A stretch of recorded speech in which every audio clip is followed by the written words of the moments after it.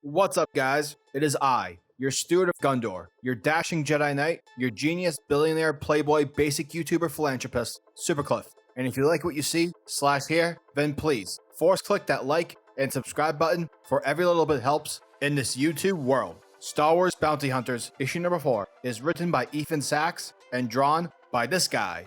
Because words are hard. And our story begins with some narration, providing information regarding a recent bombing on Cavernous 4, involving the deaths of 27 adults and a number of wounded children within an Unbroken Clan-controlled district. And if you're in any ways familiar with this criminal family's history, one would rightfully assume that the culprits of this attack would be those among the Mortal Whales organization, for the two syndicates have been at war with each other for a very, very long time. And ever since bounty hunter Nakano Lash assassinated both organizations' respected heirs on the planet of Corellia many years ago, many would say that for every casualty inflicted from the aftermath is on Nakano Lash's head, including Toanga's brother, as the comic reveals Toanga being the narrator, whom we see aboard the Broken Wing, cornering Valance at gunpoint, for she knows Valance is also on the hunt for his old mentor, but for his own reasons, of course. Toanga offers a truce towards the hunt of Nakano Lash, but trust must be earned, as Toanga forces Valance to put on a restraining bolt since he is a cyborg, but Valance tells Toanga that this won't be necessary, as he reveals Nakano Lash's location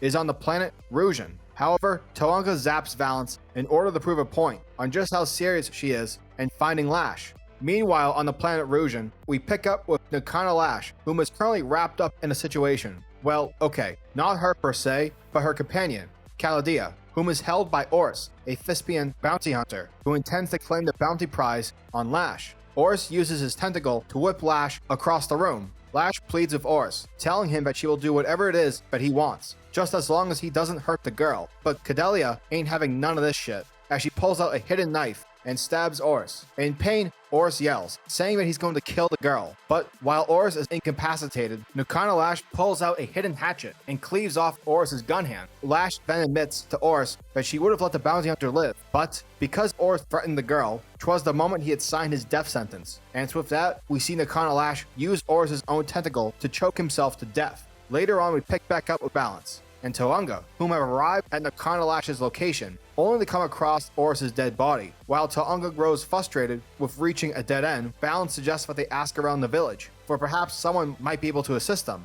Elsewhere, on the graveyard planet of Gomera, we come across Bossk, who appears to be tied up to a pole by an unknown individual. Our mystery person is beating information out of Bossk, demanding that the Trandoshan reveal Valance's whereabouts. Bossk reveals that Lash left the cyborg coordinates to the planet Rujan. Bossk is then immediately knocked out and left behind as the mystery person takes off to go after Valance. Back on Rujan, Valance and Toanga venture throughout the village. Unfortunately, many of the locals don't want anything to do with the bounty hunters, for their leader proclaims that Nakano Lash is welcome around these parts as opposed to them. A firefight immediately ensues. Toanga takes out the armed men while Valance deals with the wild Nexu, and as the fighting gets bloodier by the minute, an old man steps in. He recognizes Valance as being a cyborg, which apparently Nakano Lash had told the man that a cyborg by the name of Valance was en route to meet up. The old man informs the location of Nakano Lash's whereabouts, which is up in space, within a wreckage zone of a past battle between Republic and Separatist forces during the Clone Wars. For Nakano Lash was able to hide a small ship within the wreckage to avoid scanners. Both Valance and Toanga locate the hidden ship and begin to board, and it's here where the two bounty hunters finally confront Nakano Lash. However, before any words can be said, Toanga draws her blaster towards Lash's face, for Toanga is ready to avenge the death of her brother, Toanga. But unbeknownst to her, Valance manages to sneak up and restrain Toanga from firing.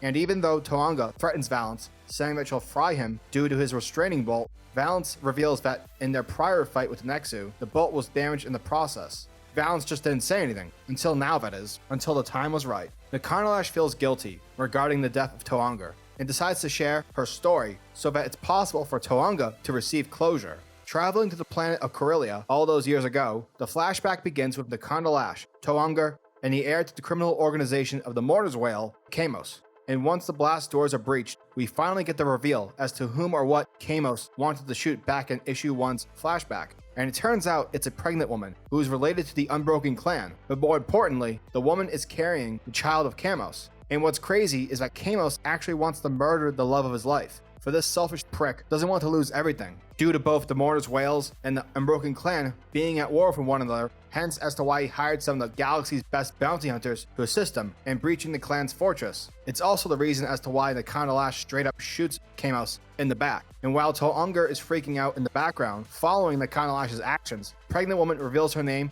to be Corinthia, the daughter of the one true ruler of the Unbroken Clan. She tells Lash that if her father were to have ever found out she was carrying the child of Kamos, then her father would freak out and kill Kamos. Thereby, the two made plans to escape, but clearly those plans fell through. Duh.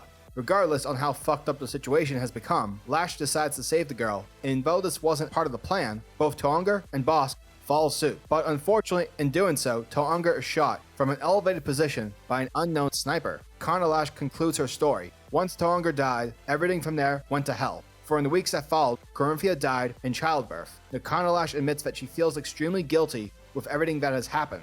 Lash also tells To'Unger that if she doesn't kill her, then Lash's disease will eventually do the job. But Nakano Lash reveals she is dying, and that it's also the reason as to why she has been hiding out during all these years, in order for Chaldea to reach proper age to obtain her birthright. For Chaldea is the daughter of both Kamos and Corinthia, thereby making Chaldea the rightful heir to both the Unbroken Clan and the Mourner's Whale syndicates. Once Chaldea is able to reach the proper age, she'll be the only one who can demand a ceasefire and put an end to this crime war forever. To'Unger is essentially speechless. She finally decides that she just wants to go back home to the woman she loves. Unfortunately, girl, that ain't gonna happen, because To'Unger is shot and killed through the back, for it appears that our mystery individual from earlier is the one whom shot To'Unger, and who else better than the one and only Boba frickin' Fett. Star Wars Bounty Hunters issue number 4 was a fantastic addition to the scum and villainy ridden series. What's great about this series in this issue is that instead of relying on the Skywalkers, or heck, even a character such as Jabba the Hutt, the series continues to flesh out Valance and characters like Nakano Lash, to the point where I actually find myself caring, and I'm actually rooting for said characters. Another thing I like to point out, which is something Ethan Sachs continues to nail, is that across the board, no one in this book is a straight up good guy. Almost everyone has flaws, along with eternal struggles that from time to time counter a character's noble quality, which is definitely gripping and helps keep readers intrigued as the series progresses. This issue also answers questions we had since the book's inception. It's all done very well, and I'm very excited to see what happens as well as where else the series can lead us to. Star Wars Bounty Hunters issue number 4 gets a 9 out of 10. Giggity goo.